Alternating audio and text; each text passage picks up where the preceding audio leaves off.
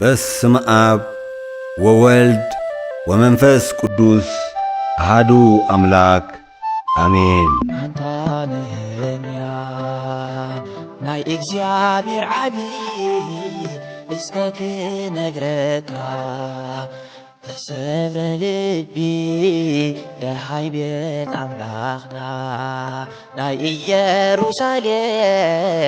ደሓከይ መስለካ የለክ ቀደም ደሓከይ መስለካ የለክ ቀደም አምላኽ ሰማይ ከቕንዓልናዩ ንሕና ባሮቱ ድማ ተንሲእና ክንዓይና እቲ በዓል ዓብዪ ዕላማን ብናይ ትብዓት ዕዮን ጸሎትን ዝተመስከረሉ ናይ እምነት ሰብ ነህምያ ብዛዕባ ኢየሩሳሌም ዝረአዮ ሕልሚ ይኹን ራእይ ኣብ ዘይነበረሉ በቲ ሰምዖ ሓበሬታ ጥራይ ልቡ ተለዓዒሉ ክብደትን ግዝፍን ናይቲ ኣብ ቅድሚኡ ዘሎ ግድል ከይሓዞ ሓደ ዓብዪ ፍታሕ ንምምጻእ ኣምላኽ ሰማይ ከቕንዓልናዩ ንሕና ባሮቱ ድማ ተንሲእና ክንዓይና ብዝብል ኣብ ዘመናት ኩሉ ኸዓይ ህያውን ጉሩምን ዝኾነ ቃል ትንቢት ሒዙ ዝተስአ ዓብዪ ናይ ኣምላኽ ሰብ እዩ። መታዓይቲ ኣምላኽ ከም ምዃን መጠን ሓደ ናይ ኣምላኽ ዕዮ ንኽዓይ ኩሉ ሳዕ ናብ ኣምላኽ ግደ ኣለዎ። ካብኡ ብዘይፍለ ናትና ግደውን ኣሎ። ንሕናውን ካብ ነህምያ ገለ ነገር ንኽንምሃር እምበኣር ነዛ ጥቕሲ ብምክፍፋል እቲ ንኽዕወት ዝርዮ ዝነበረን ከም ውፅኢቱ ዝመጸ ፍረ ናይ ስጉምቱን ንርኢ።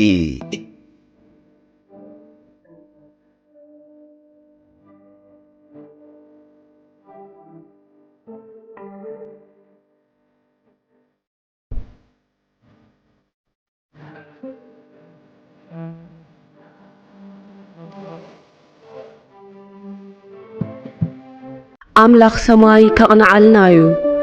ንሕና ባሮቱ ተንሲእና ክንዓይኢና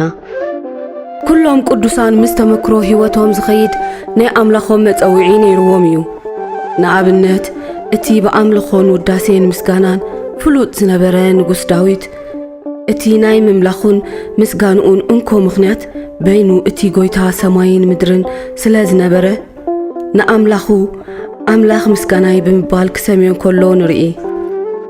መጸውዒ ኣምላኽ ነህምያኸ እንታይ እዩ ዝብል ዝነበረ ኢልና ምስ እናሓትት ኣምላኽናስ ኣብ ሰማያት ኣሎ፣ ንሱ ዝደልዮ ኩሉ ዝገብር ኣምላኽ እዩ። ከምቲ ዝበሎ ኣምላኽና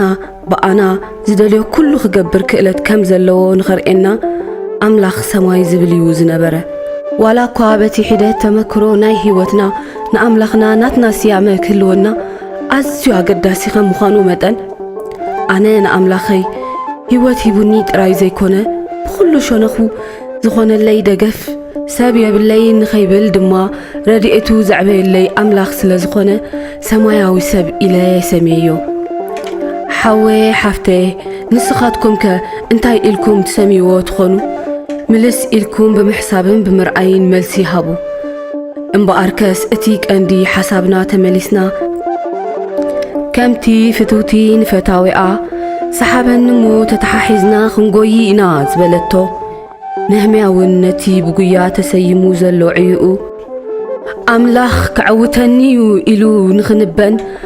ዓወቱ ክጓናጸፍን እቲ ኣውራ ነገር ምስቲ ምንጪ ዓወቱ ዝኾነ ኣምላኽ ሰማይ ክትሓሓዝ ብምኽኣሉ እዩ።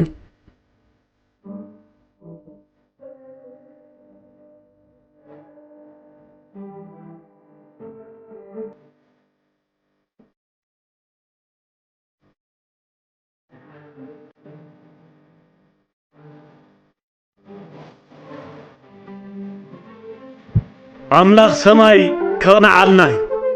ንሕና ባሮቱ ተንሲእና ክንዓይና ቆውዕ እኳ እንተሓለፈ ኩነታት ዘይሓልፎ ጐይታ ግን ኣብ ዝፋኑሉ ሓጋይ እውን ተወዲኡ እኮ እንተበለ ኣብቲ ተቐዲሑ ዘይውዳእ ዘይጐድሉን ርቦ ኣምላኽ ግን ንኹሉ أوروما يستبهالو خناتات نبرخت زلوت جنا تسفى أملاخ هالو انت ببزعي انت بحدت مرحان زي الساقانو قويتا حجون كم قدمو ايتلوت انالو سلازي متأماتنا نابت أملاخ سماي مانتخون كم تياقوب اتي ابتو ملو حقي نسو دما حق حرنت اتصبيقو زتمتن زتقنعن قبري زقبرنبر زي رسع سماعقن ازي بقبرو بطوء كخوني كم زبولو بخونتا زبلو خيت عاقتنا بمنقد قالو ناقوامتنا مس أملاخ سماي متحاز نخوننا كم تنهميا بعابي علامة أملاخ أبزبنا هوتو نقص علي زنتو مسكرنات زترفة نخلو عوت علامة بقدام النت نابت أملاخ سماي يخون متماتنا أبزا مع بلا أننا نهارة زغيز زول العالم مقنع سوق الكازمات سايكونن أبتن بيت إساس نعوناينا بنبا اغزابيهر نابيت أملاخ اغزابيهر ندايب نسخا كم فقادو خمهرنا يخم زبولو كنمهار كونه كم فقادو منبار كنكل اتناي مئزاز حيلي انرخبلو اتنبا اغزابيهر تباهيل زولو بوتا صلوتيو نهميا كم ناي امنا السب كله عيقو بتبعات كعيزو خؤلو اتقدم عيقو زقدم زنبره ناي صومن ناي صلوتن ملمماديو سلازي عوت بقندو كاب قويتا كوانتو خونه نت من قد عوتكم كروغن مرجعنا هاي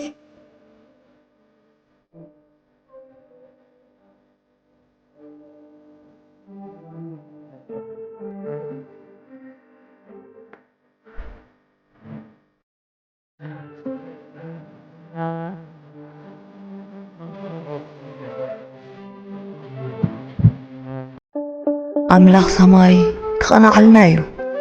نحنا بارتو تنسينا كنعيينا أب كرستنا نويح عمتات ونزو تركان تخونكا رئيسخا كم باري أملاخ كساب زي قطركا تعيو بخالوت كعيد أمبر بقندو نعاخا خمز ملكتنا محساب تخولخا أزيز تدرتا يسخون أنا تنك أفي تسبار سرحات حمل سخونكو بمبال رئيسخا تنا السبت تخونكا أولوس جن اتماليا زي بلو حيلي كاو أملاخ مبر كاوانا منتخي كون زمز قبزي أبا حامريتي زلو خمز بلا اتكالت ناي أملاخ دأمبر ناي سباي كونان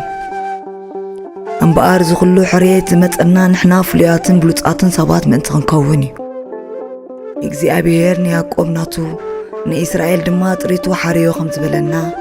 ورات أحو خنكون بعلو قويتا زخبرنا سباتينا بزخانة ملكعي نجزء رأسنا مسكالوت كنا ورا دراي تطوعنا جنا مهتنا ديتاتنا نكلنا نخبر أملاخ استفلنا سباتينا عود كابتي من عوز زحز قويتا ترايمو عب كلو نتفتاتنا هلاونت أملاخ مسانا كم مخان استلعلي مقنع منتي كخون كمتي هواريا نحنا قنا قولوتن قلقلوتن زقالزن كيب كورنا نحاز بلو أب هلاو النوتو بمهلاوي ومقناع عزمت أب هلاو النوتو بمهلاوي عوز زمت أمو أملاخ سماي كقنعلنايو نحنا باروتو تنسينا خنعينا سبات لإግዚአብሔር ولولادቱ ድንግል ولመስቀሉ ክቡር آمين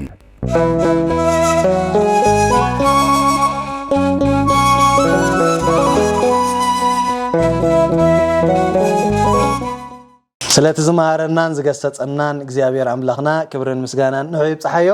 ክብርን ምስጋናን ንዑ ይብጽሐዮ እሕዋትና ብስነ ጽሑፍ ገይሮም ዓቢ መልእኽትዮም ከም መሓላልፉልና ጸኒሖም ንዓኦምን ቃል ህይወት የስማዓልና ስሞምን ስምናን ድማ afta ዘይተሓልፍ መዝገበ ህይወት ይጽሐፈልና ካብዚ በመቅጻል ሕጁን መዝሙር እሕዋትና ከቅርቡልናዮም ካብኡን ድራማ እንዳበልና ክንከይዲና كل جزء نحناون كم تنبلو شير لايك سبسكرايب بمقبار نبستفعلاليو كورنعات علم زلو يحواتنا نزقو دوز غنك على جزء أبيهر نخنا بصحو حدرا نبل بغطا نبتزغط زلو مدبك على الفكم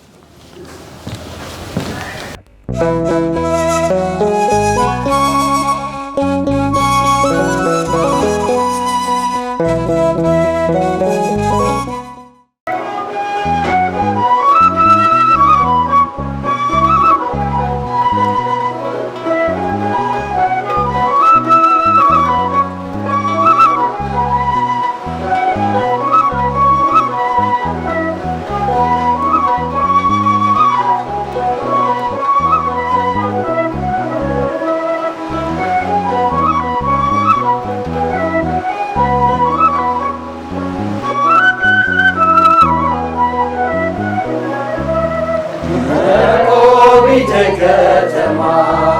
ታብሰናም ዝነበላ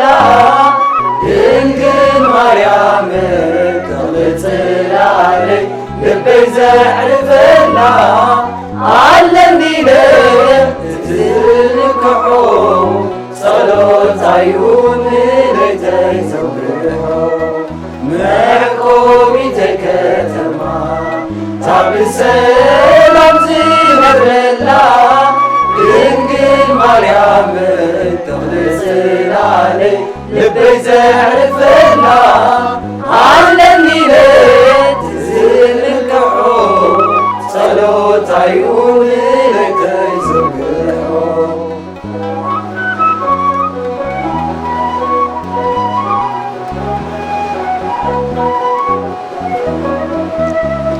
አብዛክርት እዋን እንዲኣ ዝማዕረገ ግንብንብ ዝማሪኣ እዳታ ዝተዘርገ ወዲ ሰብ ዘይከስነላ ዓንፈቱ ደፊእዎ ሳላ እምበር ማርያምን የምልጥ መሊልዎ ሳላ እምበር ማርያምን የምልጥ መሊልዎ መዕቆቢተይ ከተማ ታብሰላም ዝነብረላ ድንግል ማርያም ተብፅላለይ ልበይ ዘዕርፈላ ኣለኒ ትዝንክሖ ጸሎታዩን ለይተይ ዘውርሖ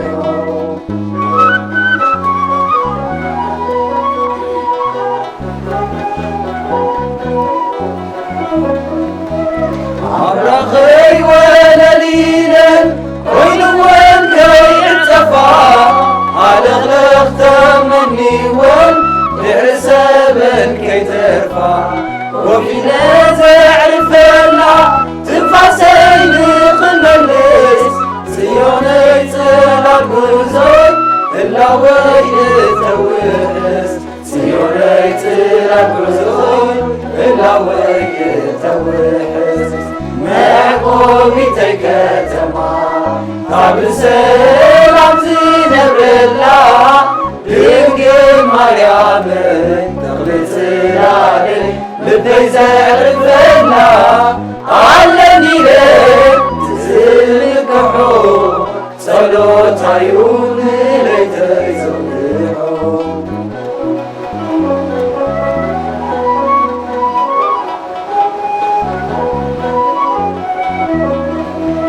ዘይሕለፍ ዘራእየይ ኩርኮትየኒ ብሓሳብ ምስጢር ጉዳይ ቀኒዑ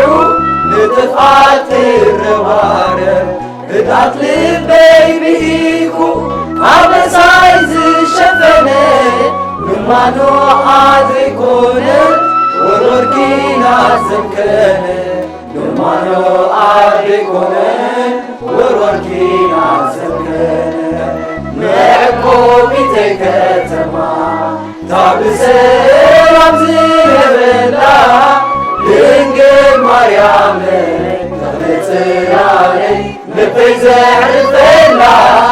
ኣለኒ ትዝንክሖ ጸሎታዩን ለይተይ ዘውርሖ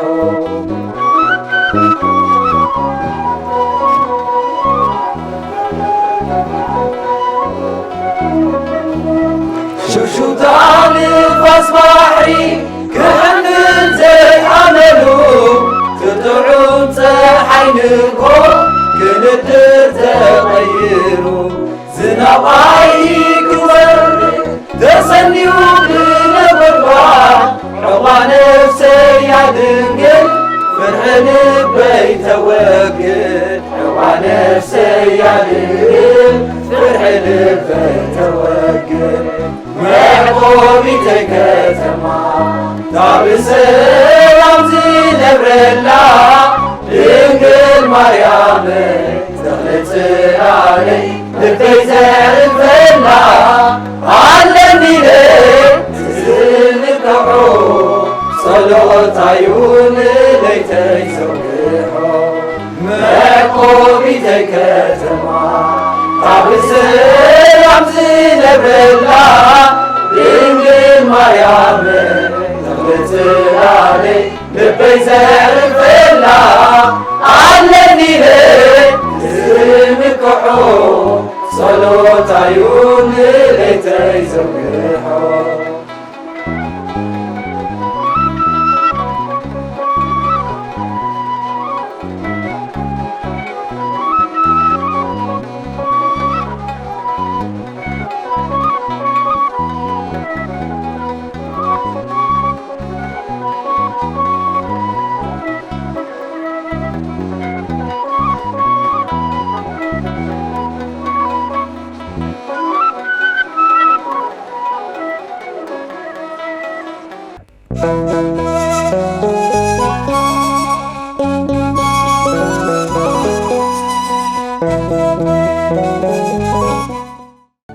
በስመ አብ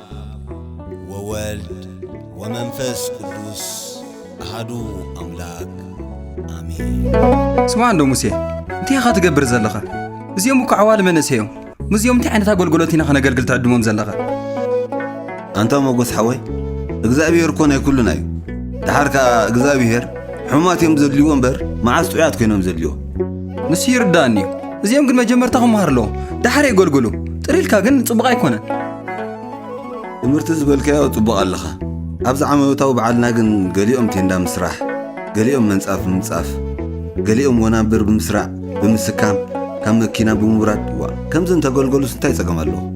ስምዓኒ ምሳና ዘለዎ ኣገልገልቲ ውሒዶም ድዮም። እዚኦም ግን ጨጉሮም ኣይጥዑይ ኣካዳድኖም ኣይፅፉፍ ዝገደደ ኸ ናይዞም ስነ ጥበባውያን ትረኽቦም ዘለኻ ተዋሰቲ እንታይ መደብ ኢኻ ትህቦም ዘለኻ? ሞጎስ ሓወይ ቅዱስ ዮሃንስ ኣፈወርቂ ዝበሎ ቃል ባዘክር ቤተ ክርስቲያን ቤት ሕክምና ዳ እምበር ቤት ፍርዲ ኮነትን እቲ ደው ኢሉ ዘሎ ዝመሰሎ ከይወድቕ ይጠንቀቕ እዩ ዝብል እምበር ንሕና ብዛዕባ ናይ ዝኾነ ሰብ ኣልዒልና ክንዛረብ ኣይተፈቐደልና ወረ ግቡእ እውን ኣይኮነን። ከም መራሕቲ መጠን ዓገብ ክንብል ይግባአና እዩ። እዚኦም ናይ ሞያ እምበር ናይ መንፈሳዊ ህይወት ዝፈልጥዎ የብሎምን። ስለዚ መጀመርታ ይመሃር እየ ዝብል ዘለኹ ኣነ ከዓ ብሞይኦም እንዳገልገሉ ተተምሃሩ ፀገም የብሉን ብለካ ኣለኹ። መን ደሎ የኸባና ንፍልጠት ወዲእ ዘገልግል ኩልና ተምሃሩ ኢና። ብግብርና ከዓ ሓደ እኳ ስም እግዚኣብሔር ክፅውዕ ዝኽእል የለን። ምሕረት ናይ እግዚኣብሔር ግን ኣብ ቤቱ ኣለና። ስለዚ ናብ ቤቱ ክመፅእ ዝበለ ድማ ከምዚኻ ከምዝግበሩ ጫማኹም ፀጉርኹም እንዳበልና ክነሳነኸሎም ይብልና። ኣነ መነ ከመይ ኣለኹ ኢልና ናይ ዓይንና ጉንድን በሰርና ምፅራቅ ጥራይና ክነድህብ ዘለና። በል ስማ ኣነ እዛ ጉዳይ እዚኣ ሓላፍነት ኣይወስደላኒ ምስ ኮሚቴ ተዘራሪብና ንሰሙ ዝውስኖ ሰሚዕና ንኸይድ። ኤፍሬም ንዑ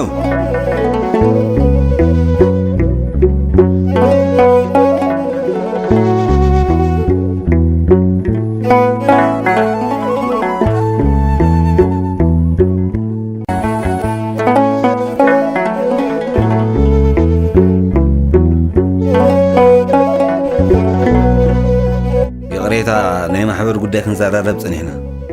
ኣብዚ ዓመታዊ በዓል ከዓ ንስኹምን ዓብይ እጃም እዩ ዘለኩም። ኣታ መምህር ሙሴ ንሕና ደኣ እንታይ ክንገብር ኢልካና ከይነባላሽወልኩም ደኣ ከምኡ ትበል። እግዚኣብሔር ንኹልና ዝኸውን በረኸት ኣለዎ። ሰብ ከዓ በብፀጉኡ እዩ ዘገልግል። ናይዚ ድንኳን ምስራሕ ወናብር ምስራዕ ምሽላም ናትኩም ስራሕ እዩ። ኣምላኽ ሓጉስኩም ኣጅኹም ቅሰን እዚ ደኣ ዓቕምና እዩ ዘምሩ ጥራይ ትበለና መምህር እንታይ ፀገም ኣለዎ? ዝማርሲ ተለማሚትኩም ክዝምሩ ትኽእሉ እንዲኹም። መምህር ሙሴ እዚ ብኽልተ ወገን ኮንኩም ትዝምርዎ እሞ እንታይ ዝበሃል? ወረብ ወረብ ማርዕ ኬፍ ክበን ማዓትናይ እንታይ ፀገም ኣለዎ እሞ ምስኦም ተለማሚትኩም ክዝምሩ እኮ ትኽእሉ ኢኹም። ናይ ባሕቂ ዲኻ መምህር? ኣና ይድሓን የተሓዘ ካብ ዓለ ምስቶም ክፍሊ ንብረት ከዓ ከረኽበኩም እሞ ዘድሊ ኩሉ ነገር ምስኦም ክዛረረብ ኢኹም። ጽቡቕ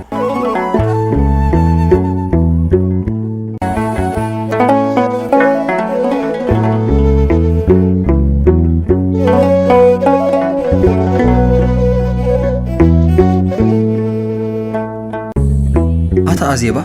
እዚ ሙሴ ዝገብሮ ዘሎ ስትርእዮ ደለኺ? እዋ ኣነስ ከምኡ ክብለካ እንዳበልኩ እንዲ ኣበይ ኣለዎ ዓዋሉ ኢሉ ይሒዝለይ መፅዩ መዝሙር መሃርዮም ቃ ይብለኒ እምባ ሕልፋ ሓሊፎስ መዝሙር ከዓ ክዝምሩ ኢልኪ ኣውፅኦም እንዶ? እዋይ ከመይ ገይሮሞ ኮሚቴ ዝፈቐደሎም ኣነ ከውፅኦም ኣይክእልኒ። ዝፈቐደ የለን ኣውፅኦም ጥራይ። ንዓይ እውን እዞም ስነ ጥበባውያን ኣብ ድራማ ገለ ኢሉ ከምፃለይ ቆፂርኒ ዘሎ ከምዘይቅበሎም ከዓ ከፍልጥ እየ። መፃወቱ እኮ ይኮነን እዚ ህይወቶም ኣካይዶም ዘይተዓየድዩ ኣብዚ መፂና ዓነ ኸዋፃፃና ደልዩ ጥራይ ከምዛ ዝብለከ ግበሪ ንስኹ ቦታ ይተሃብዮም ናይ ዘረባ ክእለት ወይን ስለ ዘለዎ ከእምነ ከተፈቲኑ ኮርሲ ይወድእሞ ሽዑ ክእትወም ይኽትብል እዩ ሓራይ ዶ ሓራይ መጎስ ሓወይ ንዓና ይበራእዩ መፂሖሞ ዘሎ መዛምራን ሓራይ ንዓናይ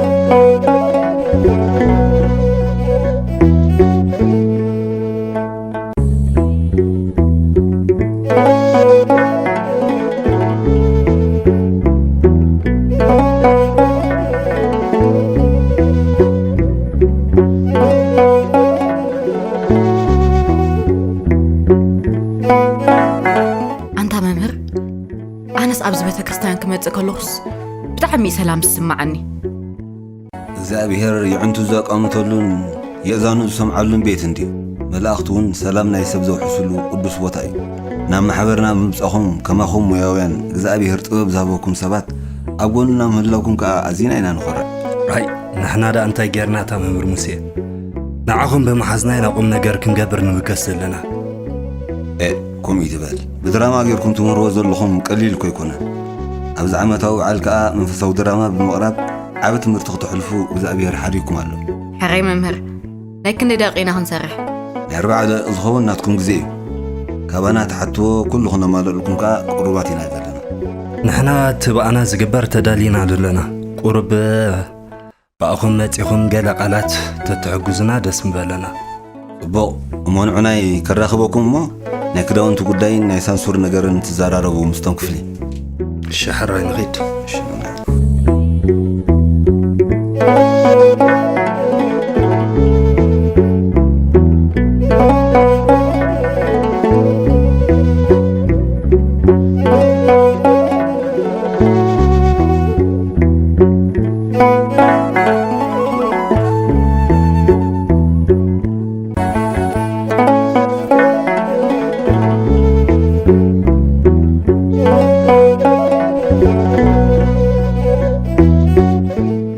سلام يا حوات كم يوئلكم እግዚአብሔር አምላኽ ዝኸበረን ዝተመስገነን ይኹን ክንዛረበሉ ዝተደለየ ጉዳይ ብዛዕባ ዓመታዊ ክብረ በዓል ዝምልከት እዩ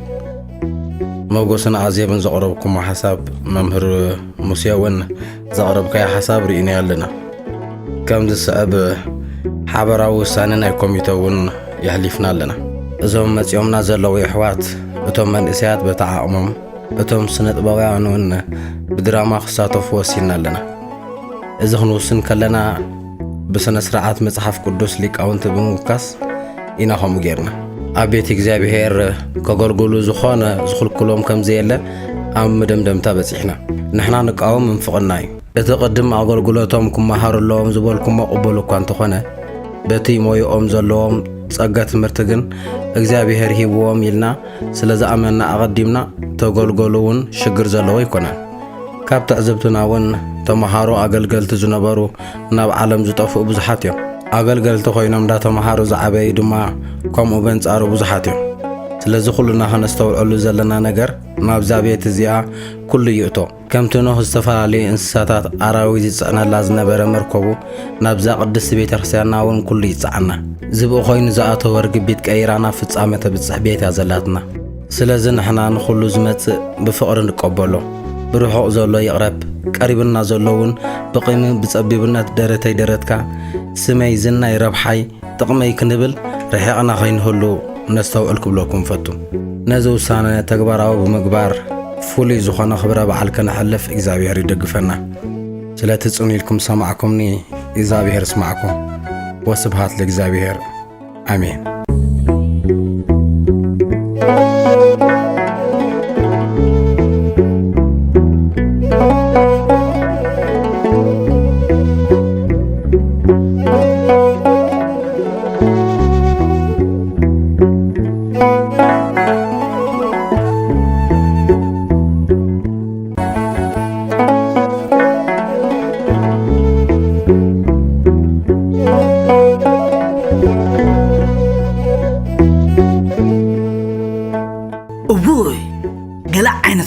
مزمور انكم اداليخ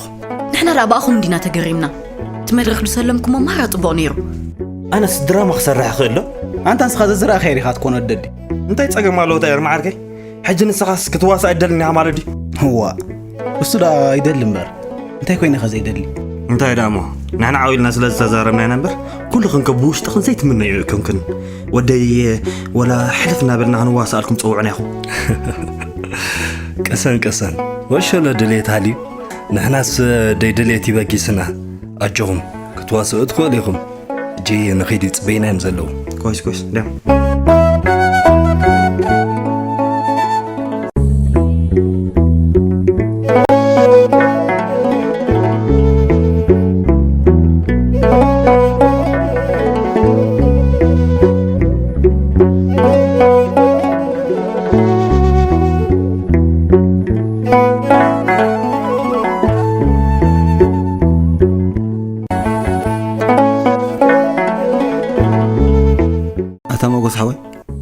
أزيم حفظنا أنت وكينا أتفد الله اندي أكيد أنا زي ما حبر يفتوه تنتقم تقوم كتا ولا تزي فتوه تمو أنت كتفع الله أبز ترايد الله خينو نسد أبكى على خيرة تقلقل الزربة خاصة جدا حما طريقها بتصوم من صولتهم كتكيرو يا خت قاد اللمبر بوتا سلازي غير كاسيت أن يلن مالت يكون أبزخونا ما حبر يهود الله سرح حواري وسرحوخا مليء مالو وايت أفأكاني حما غريقها من هدام جن ناي كريستيان بهري يكون دحن نسوس حبيرنا نرينا خون مزيام قد داعي رختها موغوس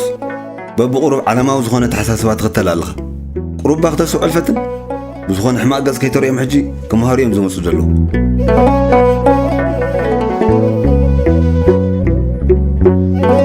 تو لي حوات قرب حواتنا حساب زمصهم صبما تمرت خنجمرينا عراي ممر موسى حنساب دبينا خرخبك الرأي مرحوي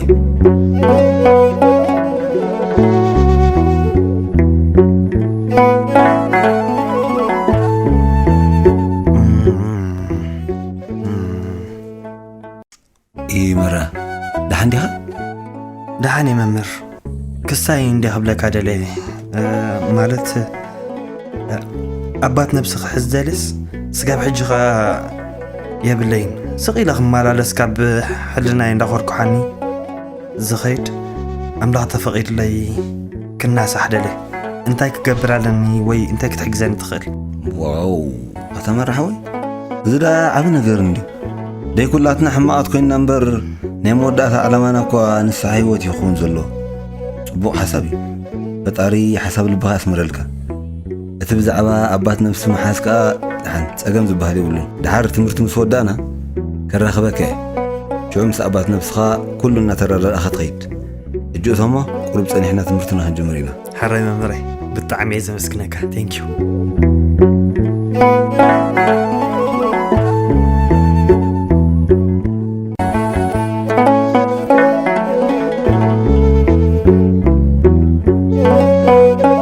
انتي داخل لك تصنيع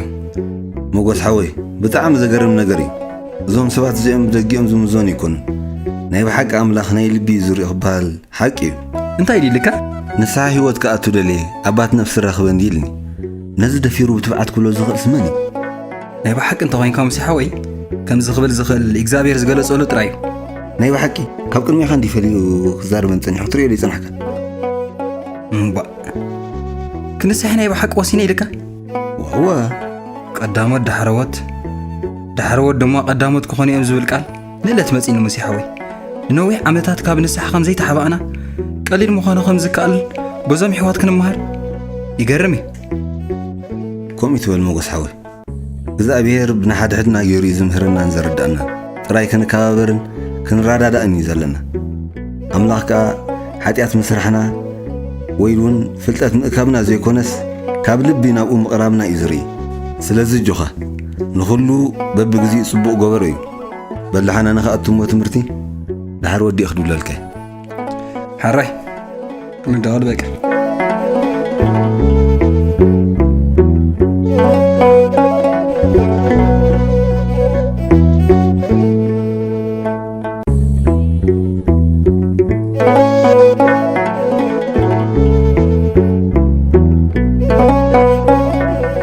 انتي دادونجو زابدون غاين مكوارن بار يدغاغمو والو بزح مخنيات كله مخيل تتزحش قريب لك تزارروا مالك موغس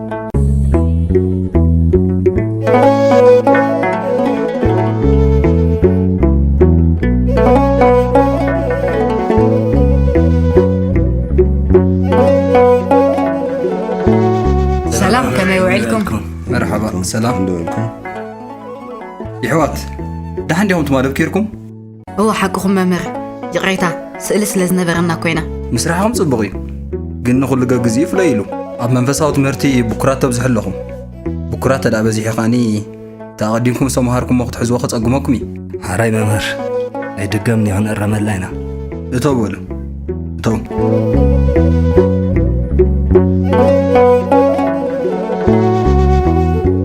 زانا يدي حط بحث إلى دان تخن قبرينا وما نتسمح عندنا في قدام ندعي ندعي تقبرنا يا خحيش مو يفكر لنا رو تبلو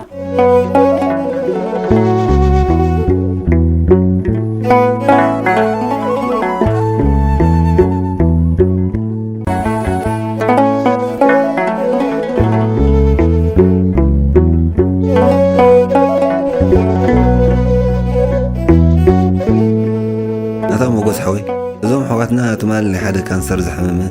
حاجه زي اللي سبيهم كسلوا عليهم رايندو راي موزي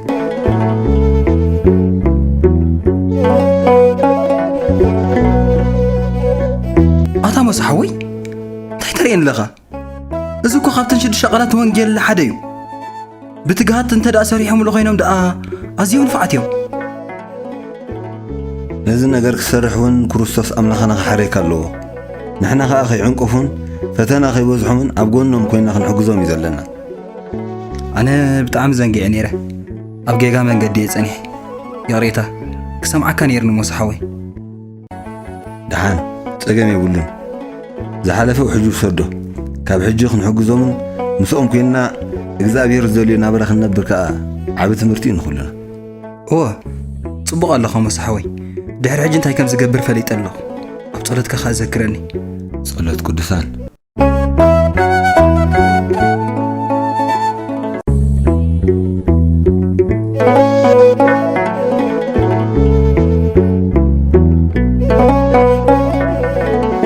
ሓንሳብ መንዑሞ ይሕዋት ሓንሳብ ንዑ ኣቤት መምህረይ تمالب كيركم كبلكم كلهم نحاجز سئل خمس نبركم لمن تاي زي نجاركمني أي أنا عبنا غيرنا أنا مخن زاربلو تمام مرة بالزخانة يخون نسمع حجازكم تصبقي أملاخ صوت وسرح يقع على أملاخ فليتكم استجبروا دما عزيز بلد قطع النتهلو حري إيش ممري أتول برخة حوات أتوسكي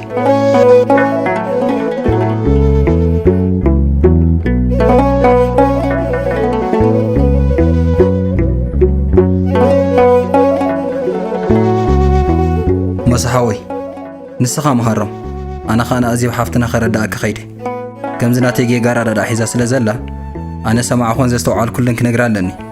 بتعمل طبق أقل لا بالكات راين جرا رستنا هيوت وري كام تسا تجاجي خام الرام دخيم كام حيال حتى كام نسح كسام ترش سامسنا زقوا عسل زخنة كم نبرك تقبلوا حجزة مقص حوي أملاخ مش كلنا يخون أمين أمين مسيحوي كيدبل سبحات لእግዚአብሔር ወለወላዲቱ ድንግል ወለመስቀሉ ክቡር አሜን።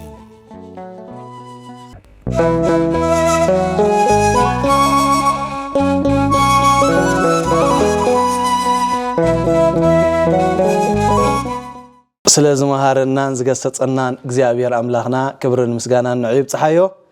ክብርን ምስጋናን ንዕብ ፀሓዮ يحواتنا بمنفساو دراما جيروم عبي ملأخت خم حلالف لنا زنح دما قال هو يسمع لنا يحواتنا أنا بحكي عبي ملأخت يوم كم حلالف لنا زنحهم أبزا قدست بيت كريستياننا كله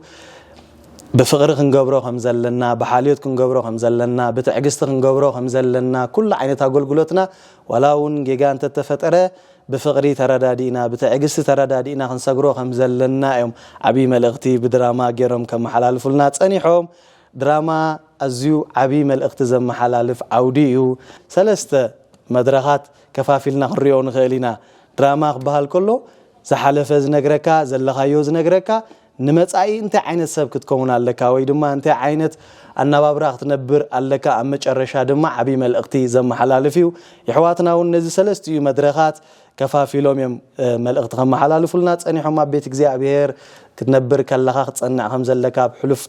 تمكروتات بموساد ዘለኻዮውን ብትዕግስቲ ክሰግሮ ከም ዘለካ ንመጻውን እንታይ ፈተና የጋጥመካ ብኸመይ ክትሰግሮ ኣብቲ ድራማ ብሰፊሑ ክንሪኦ ዝጸናሕና ዓቢ መልእኽቲ እዩ ምዝ መዓልቲ እዚ ምዝ ዕለት እዚ ምኩራብ ቤተ ክርስቲያን ወይ ድማ ቤት መቅደስ ዝብል እውን ዝኸይድ ዓቢ መልእኽቲ ዝሓዘለ መንፈሳዊ ድራማ እዮም ከመሓላልፉልና ጸኒሖም ንሕዋትና ብድጋሜ ቃል ህይወት የስማዓልና መደብና ኣብ ምዝዛም እዩ ከምቲ መደብና ብጸሎት ዝጀመርናዮ ብጸሎት ክንዛዝሞ ስለ ዘለና ኩላትና ንጸሎት ንዳሎ